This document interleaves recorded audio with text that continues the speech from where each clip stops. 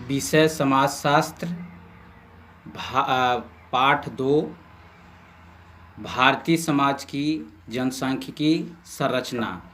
भाग 1 में हम लोग जनसांख्यिकी और जनसंख्या विस्फोट, भारत में जनसंख्या वृद्धि के कारण और उनसे उत्पन्न समस्या तथा उसके नियंत्रण के उपाय के विषय में हम लोग अध्ययन कर चुके हैं। अब अगले भारतीय समाज की जनसांख्यिकी संरचना के अगले दूसरे भाग में हम लोग देखेंगे जनसंख्या संबंधी सिद्धांत। जनसंख्या संबंधी सिद्धांत। अनेक विद्वानों ने जनसंख्या वृद्धि से संबंधित कारणों को कुछ सिद्धांतों के रूप में स्पष्ट किया है। इनमें माल्थस, कार्ल मार्क्स के विचारों को बहुत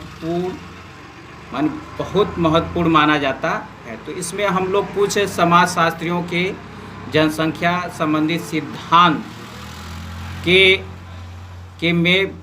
सिद्धांतों को देखेंगे। सबसे पहले हम लोग सिद्धांत पे देखेंगे माल्थस का जनसंख्या वृद्धि का सिद्धांत। माल्थस का जनसंख्या वृद्धि का सिद्धांत। तो माल्थस का सिद्धांत निम्नलिखित मान्यताओं पर आधारित है। इसमें देखेंगे जो माल्थस थे जनसंख्या से संबंधित बहुत सिद्धांत दिए, तो उनके सबसे सिद्धांतों को हम लोग देखेंगे। उनकी सिद्धांत में कौन कौन सी मान्यताएं थी।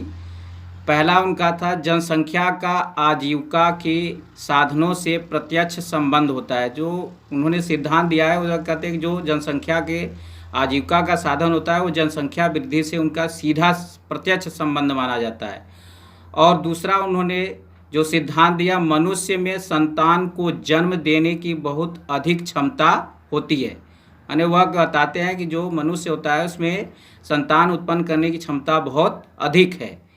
अगला उन्होंने दिया कि विभिन्न समाजों में भरण पोषण के साधनों की तुलना में जनसंख्या वृद्धि की दर बहुत अधिक होती है। तो इस तरह देखेंगे जहाँ पर जनसंख्या अधिक पाई जाती है तो वहाँ देखेंगे जो वहाँ के प्राकृतिक संसाधन है या भरण पोषण के जो भी साधन है वह जनसंख्या की तुलना में बहुत कम होते हैं, उसकी अपेक्षा वहाँ जनसंख्या अधिक होती है, ऐसा माल्थस ने कहा।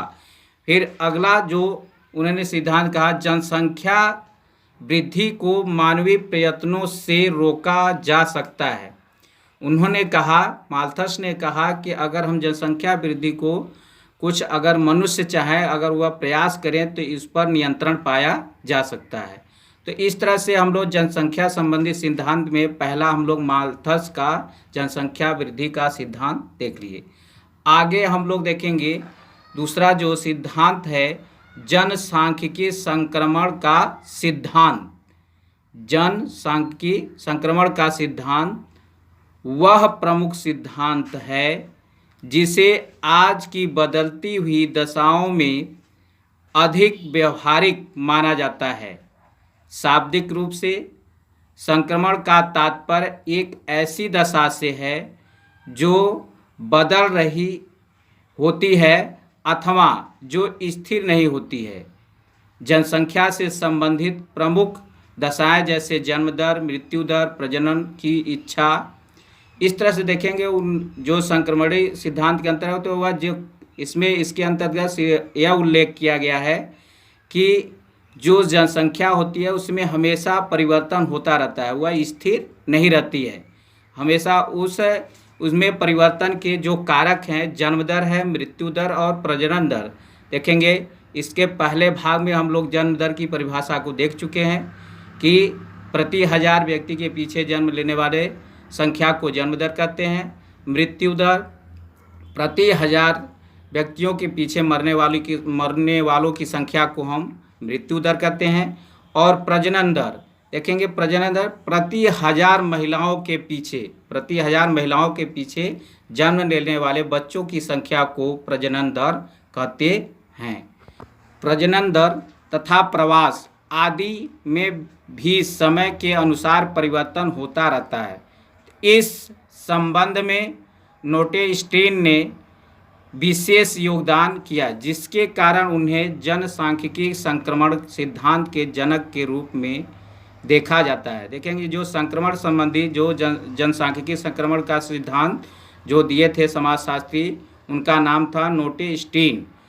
और इस काम के लिए उन्हें इस सिद्धांत का उनको जनक भी कहा जाता है। तो इस तरह से हम लोग जनसंख्या वृद्धि संबंधी सिद्धांत देख लिए। अब अगले टॉपिक पर हम लोग चलेंगे, लिंगानुपात। लिंगानुपात से अभिप्राय किसी क्षेत्र विशेष में एक निश्चित अवधि के दौरान प्रति 1000 पुरुषों के पीछे स्त्रियों की संख्या से है। तो लिंगानुपात देखेंगे कि प्रति 1000 पुरुषों के पीछे स्त्रियों की संख्या को ही लिंगानुपात कहते हैं। आगे हम लोग देखेंगे भारत में लिंग अनुपात में गिरावट के कारण। भारत में लिंग अनुपात में गिरावट के निम्न माने कारण हैं। इसमें पहले कारण को देखेंगे हम लोग, बाल विवाह। माने देखेंगे बाल विवाह, यह भी एक कारण है जिसके वजह से लिंग अनुपात में गिरावट आई है। क्योंकि बाल विवाह माने बहुत पहले विवाह हो जाने से वह उनमें परिपक्वता नहीं होती है, जिसके वजह से उनका अकाल मृत्यु हो जाता है, जिसके कारण भी ऐसी स्थिति देखने को मिलती है। ये देखेंगे दूसरा जो कारण है, लड़कियों की अपेक्षाकृत उपेक्षा। देखेंगे हमारे भारतीय समाज में लड़कियों की अपेक्षा लड़कों को अधिक महत्व दिया जाता है। इसका यह भी एक कारण है जिसके वजह से लिंगानुपात में गिरावट होती है। तीसरे कारण को देखेंगे, पौष्टिक भोजन तथा प्रसव संबंधी सुविधाओं का अभाव। हमारे देश में पौष्टिक भोजन तथा प्रसव संबंधी सुविधाएं न होने के कारण भी लिंगानुपात में गिरावट देखने को मिलती है। अगला जो हम लोग कारण देखेंगे, प्रसव पूर्व एवं प्रसव पश्चात स्त्रियों के देखभाल की सुविधा की कमी। माने देखेंगे स्वास्थ्य संबंधी सुविधाएं न होने के कारण भी लिंग अनुपात में गिरावट देखने को मिलता है। देखेंगे अगला देखेंगे, ये सभी हम लोग लिंग अनुपात में गिरावट के कारण को देख रहे हैं। अगले कारण की तरफ बढ़ेंगे, कन्याओं की भ्रूण हत्या तथा स्त्रियों का घरेलू कामकाज से दबे रहना। ये भी एक कारण है जिसके वजह से हमारे देश में लिंग अनुपात या लिंग जो अनुपात में गिरावट देखने को मिलती है। तो इस तरह से हम लोग देख लिए लिंग अनुपात क्या है और भारत में लिंग अनुपात में गिरावट के कारण क्या है। अगले टॉपिक की तरफ पढ़ेंगे हम लोग, समुदाय। इसके पहले पार्ट में हम लोग देख चुके हैं समुदाय के विषय में, और समुदाय किसे कहते हैं, समुदाय कितने प्रकार के होते हैं, इसके बारे में हम लोग अध्ययन कर चुके हैं। इस चैप्टर में भी उससे संबंधित कुछ देखेंगे, परिभाषा भी देख चुके हैं, लेकिन उससे कुछ संबंधित विशेषताएं हम लोग देखेंगे, ग्रामीण समुदाय और नगरीय समुदाय में अंतर। तो इसमें भी देख लेंगे हम लोग समुदाय किसे कहते हैं। समुदाय समाजशास्त्री डेविस के अनुसार देखेंगे समुदाय किसे कहते हैं। समुदाय एक सबसे छोटा क्षेत्रीय समूह है जिसके अंतर्गत सामाजिक जीवन के समस्त पहलुओं का समावेश हो सकता है, तो उसे हम समुदाय कहते हैं। तो इस तरह से हम लोग समुदाय की परिभाषा अगले भी पार्ट में हम लोग अच्छी तरह से उसको देख लिए हैं, तो इसमें भी देख लिए। अब आगे हम लोग चलेंगे और देखेंगे ग्रामीण समुदाय और नगरीय समुदाय। पहले हम लोग देखेंगे ग्रामीण समुदाय के प्रमुख लक्षण या प्रमुख विशेषताएं। तो इसके अंतर देखेंगे ग्रामीण समुदाय के प्रमुख लक्षण निम्नलिखित हैं। उसमें पहला देखेंगे कृषि व्यवसाय। ग्रामीण समुदाय का एक यह प्रमुख लक्षण है या विशेषता है, ग्रामीण समुदाय के लोगों का मुख्य व्यवसाय खेती करना है। अतएव गांव के लोग प्रकृति के पुजारी और गतिशीलता का अभाव पाया जाता है। तो यह देखेंगे सबसे पहले यहाँ पर ग्रामीण समुदाय में कृषि की प्रधानता देखने को मिलती है, यह पहला इसका लक्षण है। दूसरा लक्षण हम लोग देखेंगे कम जनसंख्या। ग्रामीण समुदाय में केवल कुछ सीमित परिवारों के ही सदस्य निवास करते हैं। अतएव ग्रामीण समुदाय में जनसंख्या कम होती है। इसलिए देखेंगे एक यह इसकी विशेषता है कि गांव में जनसंख्या कम पाई जाती है। तीसरी विशेषता देखेंगे या तीसरा लक्षण देखेंगे समान संस्कृति। ग्रामीण समुदाय के व्यक्ति एक दूसरे को जानते हैं, उन सब का रहन सहन, खान पान, उठने बैठने आदि का तरीका लगभग एक सा ही होता है। तो देखेंगे हम ग्रामीण समाज में उनकी संस्कृति और सभ्यता में एक समानता देखने को मिलती है। इसकी एक विशेषता यह भी है। अगली विशेषता हम लोग देखेंगे संयुक्त परिवार की व्यवस्था। ग्रामीण समुदाय में कृषि का भी महत्व है। कृषि कार्य में अधिक से अधिक व्यक्तियों की आवश्यकता पड़ती है, इसलिए ग्रामीण समुदाय में संयुक्त परिवार व्यवस्था पाई जाती है। देखेंगे जो कृषि, जैसे देखेंगे ग्रामीण क्षेत्र में कृषि कार्य की प्रधानता होती है, जिसमें अधिक लोगों की काम करने की आवश्यकता होती है, जिसके कारण देखेंगे ग्रामीण समाज में संयुक्त परिवार व्यवस्था देखने को मिलती है। तो यह भी एक ग्रामीण समुदाय की एक विशेषता है। अगली विशेषता देखेंगे जजमानी प्रथा। ग्रामीण समुदाय में भूमिपति कृषक जजमान कहलाता है और अन्य उसके सहायक लोहार, बढ़ई, दर्जी, धोबी, नाई आदि परिजन कहलाते हैं। तो इस तरह से ग्रामीण समाज में जो यह व्यवस्था होती है, इस व्यवस्था को जजमानी प्रथा कहते हैं। तो इस तरह हम लोग ग्रामीण समुदाय के लक्षण या ग्रामीण समुदाय की विशेषता को देख लिए। अब हम लोग देखेंगे नगरीय समुदाय के प्रमुख लक्षण। नगरीय समुदाय के प्रमुख लक्षण निम्न हैं, जो इस प्रकार हैं। पहली विशेषता हम लोग देखेंगे विषमता। देखेंगे नगरीय समुदाय के लोगों के रहन सहन और रीति रिवाजों में समरूपता नहीं पाई जाती, अतः नगरीय समुदाय विजाति वाले समुदाय होते हैं। वहाँ देखेंगे नगर में रहने वाले विभिन्न क्षेत्रों से लोग आकर निवास करते हैं, जिससे उनकी संस्कृति जो होती है, रहन सहन, वेशभूषा सब अलग होता है। तो इस तरह पहला लक्षण नगरीय समुदाय का विषमता है। इस तरह से जो नगरीय समुदाय का पहला लक्षण देखिए। अब दूसरा अप्रत्यक्ष संपर्क। नगरीय समुदाय में लोगों के संबंधों में घनिष्ठता नहीं होती है तथा उनमें प्रायः अप्रत्यक्ष संबंध पाए जाते हैं। अप्रत्यक्ष माने संपर्क देखने को मिलता है नगरीय समुदाय में, क्योंकि वह विभिन्न क्षेत्रों या अन्य अन्य प्रांतों से या अन्य अन्य स्थानों से आकर रहते हैं, जिससे उनमें एक दूसरे से प्रत्यक्ष संबंध देखने को नहीं मिलता है। तो इस तरह से देखेंगे दूसरी जो नगरीय समुदाय की विशेषता है या लक्षण है, वह अप्रत्यक्ष संपर्क। अगली जो विशेषता देखेंगे अधिक जनसंख्या। नगरीय समुदायों में अधिक जनसंख्या निवास करती है, क्योंकि नगरों में उद्योग धंधा होने के कारण बाहर के लोग वहां जाकर निवास करते हैं।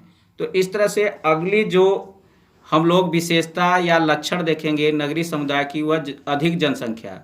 अधिक जनसंख्या देखेंगे इसलिए कि वहाँ पर विभिन्न प्रकार के व्यवसाय, उद्योग धंधे होते हैं, जिसको करने के लिए वहाँ लोग जाते हैं और वहीं पर अपना बस जाते हैं। इसके कारण उनकी वहाँ पर जनसंख्या अधिक हो जाती है। तो इस तरह से नगरीय समुदाय की एक यह भी विशेषता या लक्षण है कि अधिक जनसंख्या होती है। अगली विशेषता की तरफ देखेंगे व्यक्तित्व का विकास। नगरों में व्यक्ति अपनी योग्यता अनुसार पद प्राप्त कर सकता है तथा अपना विकास कर सकता है। अर्जित गुणों की महत्ता के कारण व्यक्ति के व्यक्तित्व का विकास इच्छा अनुसार हो सकता है। तो इस तरह से देखेंगे जो नगरीय समुदाय में है, व्यक्तित्व के विकास का मौका मिलता है।